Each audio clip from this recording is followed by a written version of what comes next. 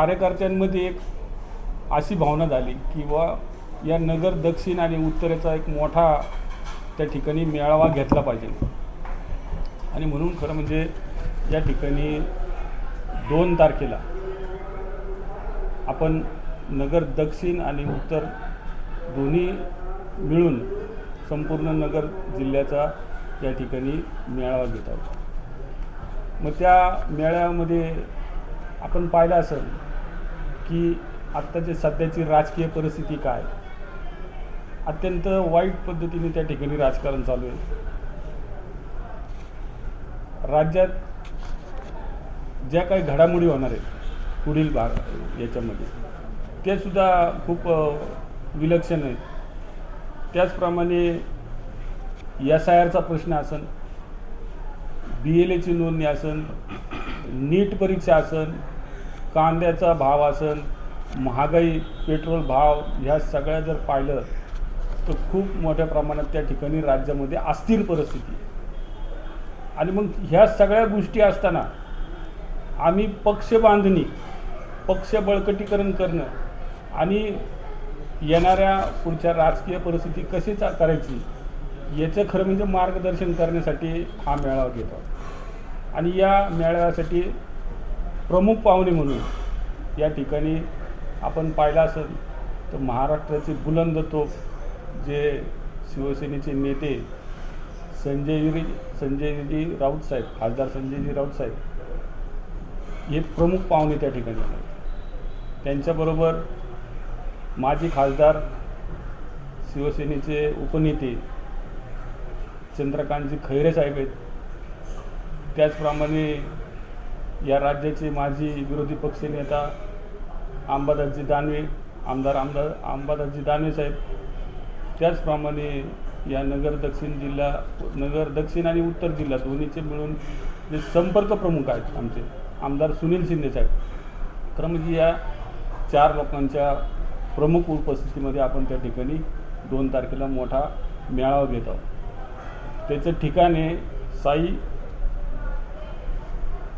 साई किमया गार्डन, जो आपला एअरपोर्ट रोडला जे मोठं मंगल कार्यालय त्या ठिकाणी आपण मेळावा घेत आहोत। दुपारी 1 वाजता साधारणतः मेळावाचा टायमिंग दिलेला आहे। 1 वाजता मेळावा सुरू होईल। त्या ठिकाणी संजय राऊत असतील, खैरे साहेब असतील, दानवे साहेब असतील आणि आमचे सुनील शिंदे साहेब असतील, या सर्वांची भाषणं होती।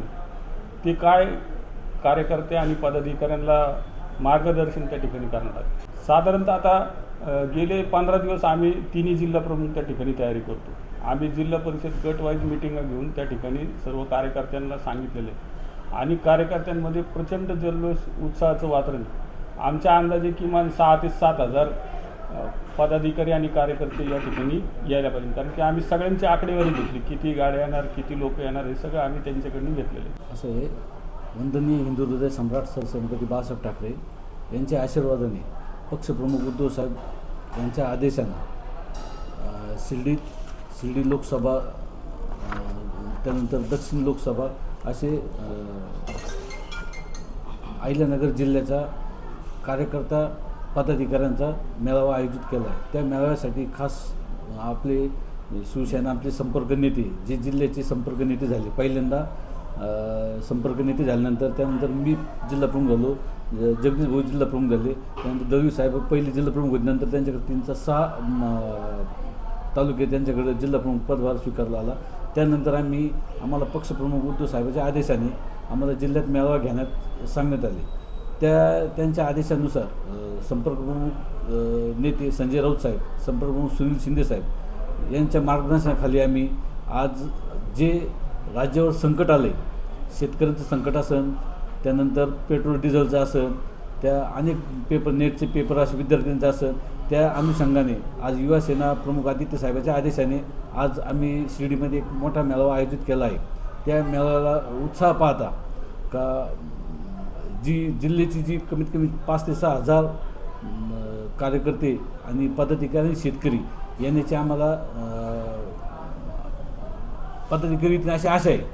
त्या अनुषंगाने सरकारच्या विरोधात जे आज काही रोष होईल त्या रोषला म्हणजे सरकारच्या विरोधात त्यासाठी खास संजय राऊत साहेब आज इथं मेळावा घेतील. बाकीचं राऊत साहेब बोलतीलच, पदाधिकारी बाकीचे चंद्रकांत खैरे असतील, खासदार भाऊसाहेब वागचौरे असतील. या अनुषंगाने आज सगळे दोन खासदार आणि 2 आमदार आज या ठिकाणी शिर्डीत उद्या 2 तारखेला येते. त्या अनुषंगाने आम्ही मेळावा ठेवण्यात आला आहे.